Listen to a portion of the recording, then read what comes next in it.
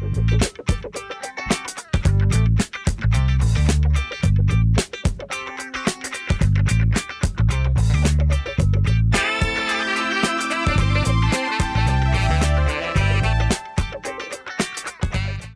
everyone, and welcome back to BGA TVHT, the show where we do gaming commentaries every other day. And yes, I know the lighting is very messed up in here. Well, we'll probably be changing locations pretty soon, and by pretty soon, I don't mean pretty soon. I mean at some point in the future, and I don't know when the future really is. But that is besides the point, because today we're looking at the newest trend sort of game thing. It's not really a trend, it's more of an actually good free-to-play game. Well, anyway, with the rise of Fortnite, Epic Games, and, cross-platform play as a general concept, starting with Minecraft, not Fortnite. Actually, wait, no, it was Rocket League. Well, that's besides the point. The legacy games, Rocket League and Minecraft, kind of paved the way for Fortnite to come in and just be like, hey, we have an actually good system of doing this. Not saying that Minecraft or Rocket League have a horrible system, but they don't have as good a system as the Epic Games system. Well, with a new game that is published by Epic, they have expanded their reach of cross-platform play to a new genre.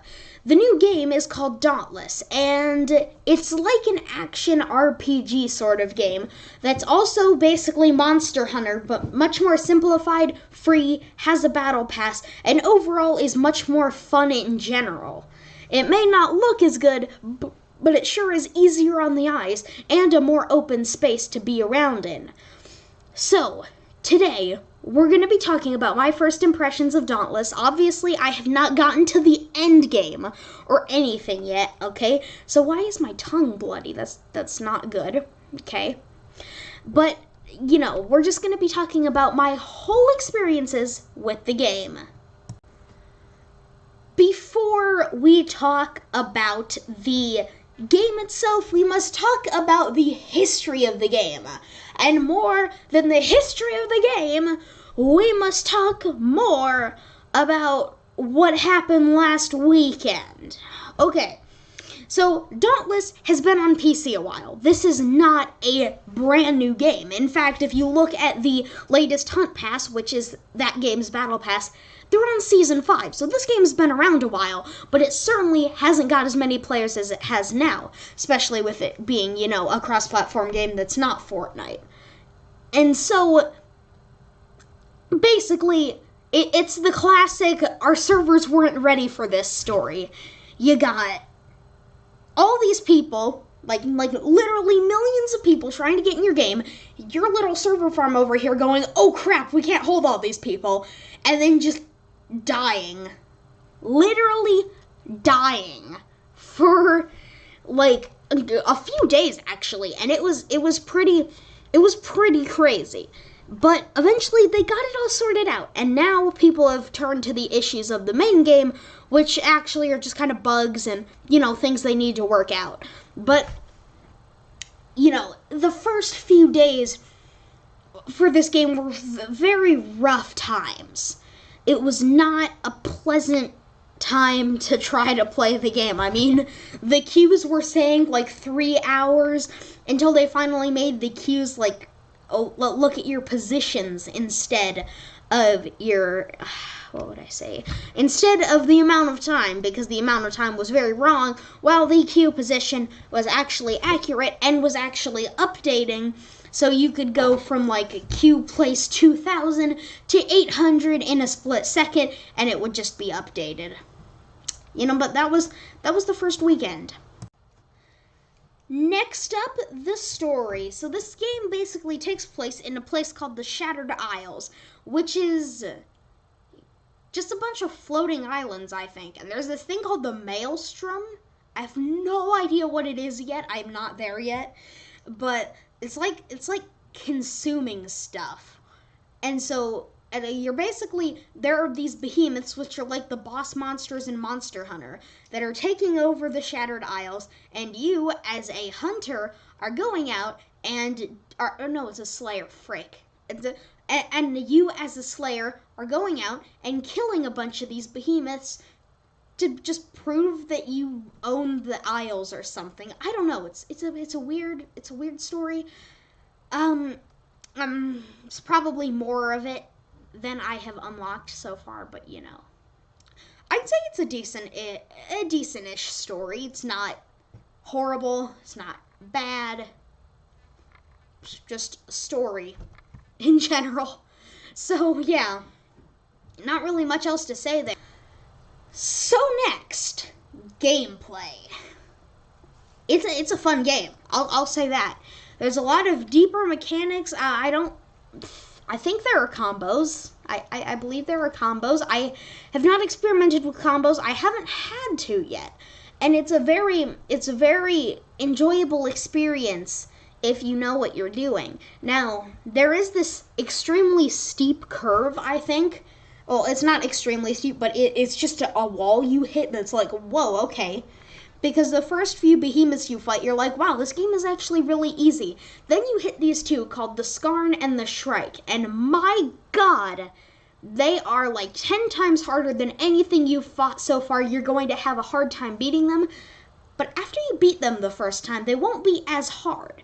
And each of the behemoths is unique. There are lesser versions of some behemoths, and there are normal versions of the behemoths, which usually have more phases, in fact. Let's say a lesser Embermane is going to have one phase and then just die, while an Embermane will probably have about 2 phases and then die. So yeah, that's how the behemoths do. Then you have different weapon classes as well. You don't have inventory space, so you can literally craft every weapon available in the game. You know, every monster's version of every weapon, which is just, that's something to work towards. That's like your ultimate status symbol that you play the game a whole lot, is like, yeah, I have every weapon in the game. And that's not all, because you can upgrade the weapons. I don't know how many times you can upgrade them, but you can upgrade them. And the upgrades are done with things called orbs. And at first, with the mode of play you're given at the beginning, you may think orbs are only available in like the battle pass, the hunt pass, and something that makes it a bit more pay to win. Well, you'd be wrong, because along with pursuit, which allows you to pick any behemoth, any specific behemoth, and fight it, there is also patrol, which gives you a selection of behemoths that the game randomly chooses you and your team to go fight. Now, and then you get 10 orbs of that element, of course, if you beat the monster. Next up,